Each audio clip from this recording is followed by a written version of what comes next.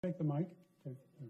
Thank you, and terima kasih banyak, Pak. Selamat datang di America. We're very happy you're with us. Thank you very much. My question relates to infrastructure and public-private partnerships. In your talk, you mentioned the progress that you've been making over the past year, and one of the obstacles to that progress is lack of adequate financing, and one of the solutions is public-private partnerships.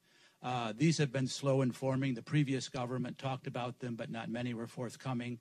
Do you have any advice as to how the private sector, both domestic in Indonesia and internationally, particularly America, can play a more constructive role in Indonesia's infrastructure program?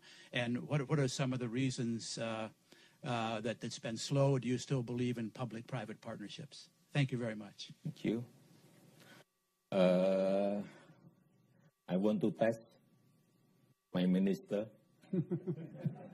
Please answer the question. Pak Tom.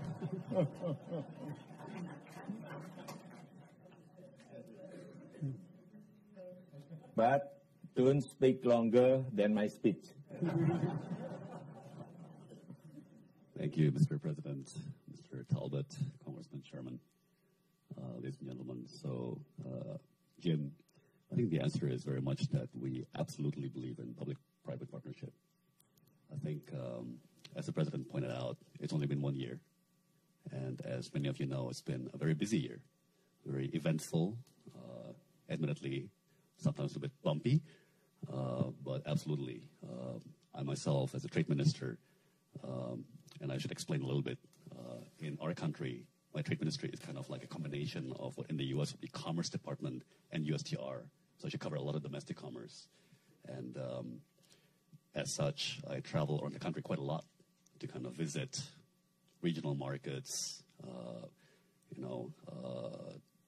village markets, and so on, looking at the domestic commerce. And a lot of times I'm surprised. I run into a reservoir that's under construction, or I run into a power plant, like even a micro one. And the point I'm getting to is basically that I was personally quite surprised, pleasantly surprised by the progress being made on the infrastructure program. It's probably something that we're not conveying much or sufficiently, but really I was quite surprised. I think the reservoirs in particular, there's 16 under construction right now, 65 in total in President Jokowi's program, and just one got switched on a couple of weeks ago in Jati Gede.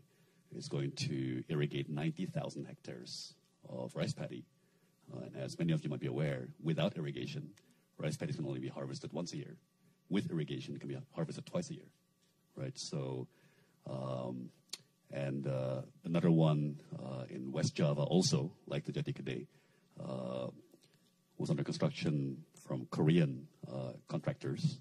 And I saw on the billboard, it's actually a PPP, seems like, between the government of Indonesia and the Korea Exim Bank. So if Congressman Sherman has some positive news about the reactivation of the U.S. Exim Bank, to me that's very exciting news. And also you explain about the power plant in Batang. This is also PPP. That's right. So indeed, oh, tough, without running over my time limit. Yes, so Batang Power Station is a PPP. It's designed to be the largest coal-fired power station in Southeast Asia once it's completed.